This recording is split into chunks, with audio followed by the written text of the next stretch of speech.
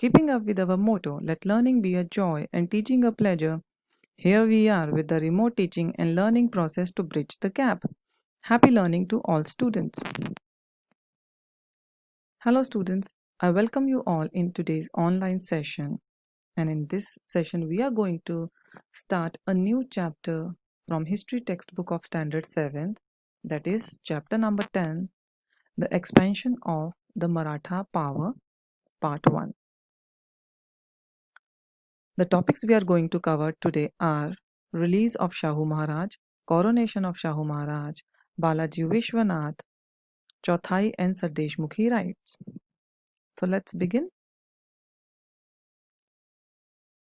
See, students, as all of you know that at the beginning of Maratha War of Independence, the Mughals were on the offensive.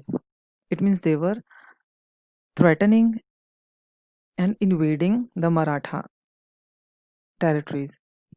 Whereas the Marathas were on the defensive. It means they were protecting themselves, safeguarding their areas. But the situation was reversed at the end of the War of Independence. The Mughals were thrown on the defensive against the Marathas because of the powerful Maratha kings like Chhatrapati Shivaji Maharaj, then Sambhaji Maharaj, and after him there was Chhatrapati Raja Ram Maharaj, and after his death his wife Tarabai, Maharani Tarabai, how all of them faced the Marathas bravely. Okay, so in the later half of the 18th century, the Marathas subdued the Mughals and extended the Maratha power to cover practically the whole of India. And we will learn everything in this chapter. So let's begin with the release of Shahu Maharaj. So student, Shahu Maharaj, who was the son of Chhatrapati Sambhaji Maharaj and his queen Yeshubai.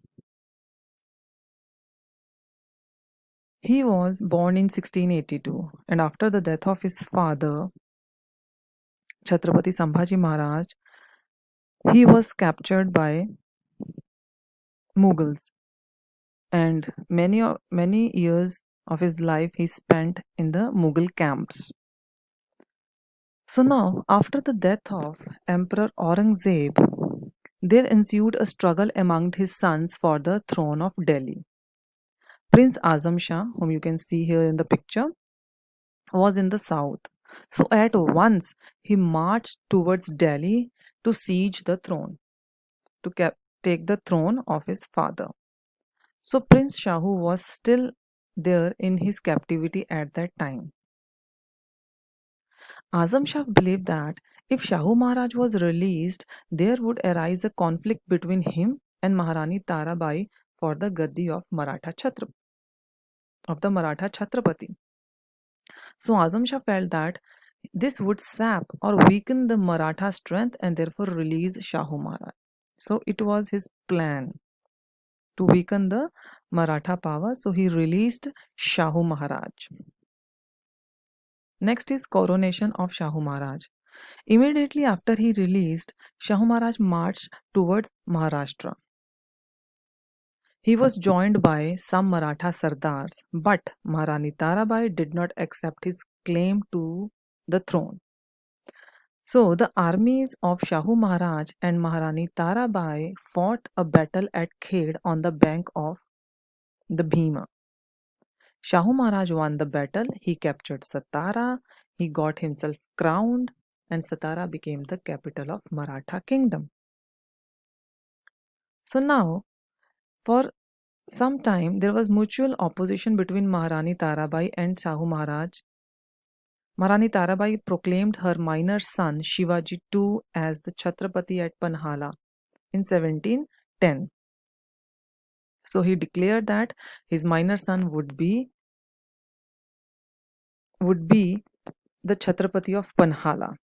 So now you can see already Shahu Maharaj crowned himself and declared himself Chhatrapati, and he made Satara his capital. Now Queen or Maharani Tarabai, he proclaimed his son as the Chhatrapati of Panhala.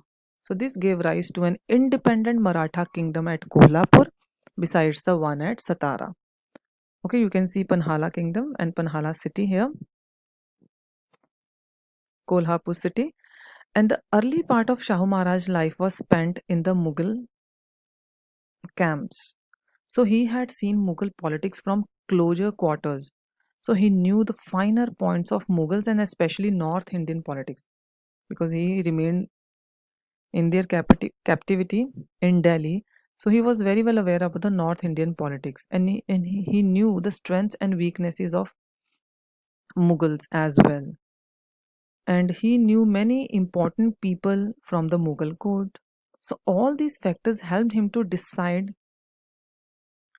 the Maratha politics in the changing circumstances. It means he could plan now his policies because he was very much aware about the Mughals. Okay, so on the other hand, Aurangzeb's successors, means his son and other leaders, had given up his policy of destroying the Maratha power.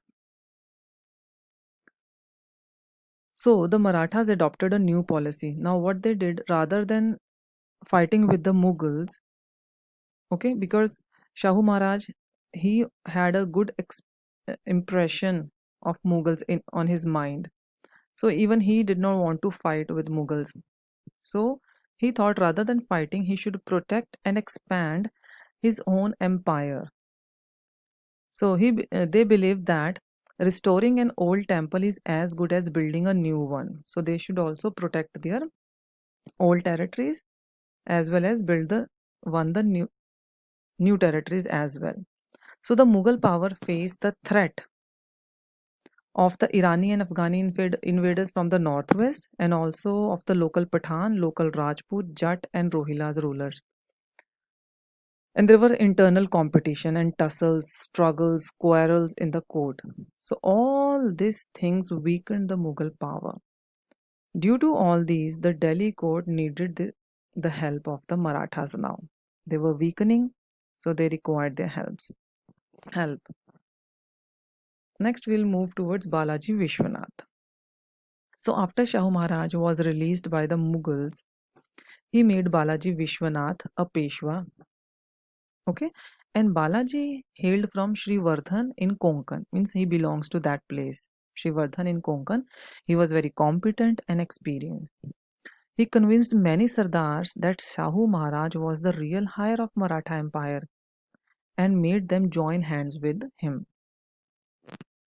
Now, Kanhoji Angre, who was the chief of Maratha Navy, he chose to side with Maharani Tarabai and attack the territories of Shahu Maharaj. So you can see internal conflict here also within the family.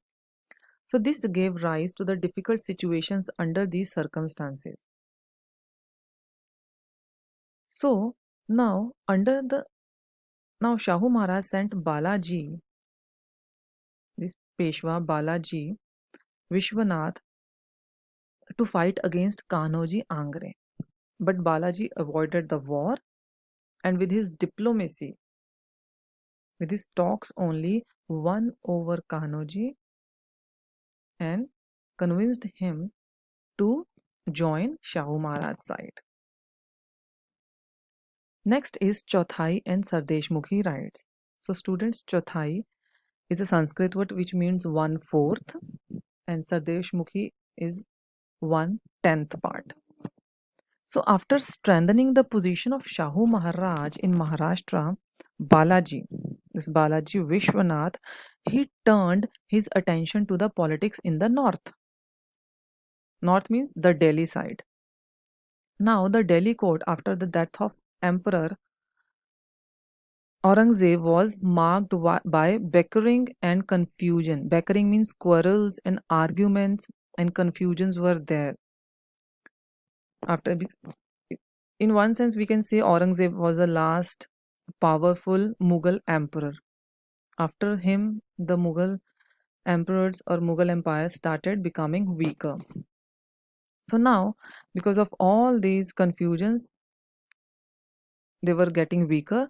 So the Sayyid brothers Abdullah, who is also known as Hassan, and Hussain Ali. These two were becoming more influential, more powerful. So what happened? With their help in 1719 CE, Balaji obtained from the Mughal emperor, as they had good relations also. So he obtained from the Mughal emperor the grants or sanats to collect Chauthai and Sardeshmukhi from the Mughal territories in the Deccan.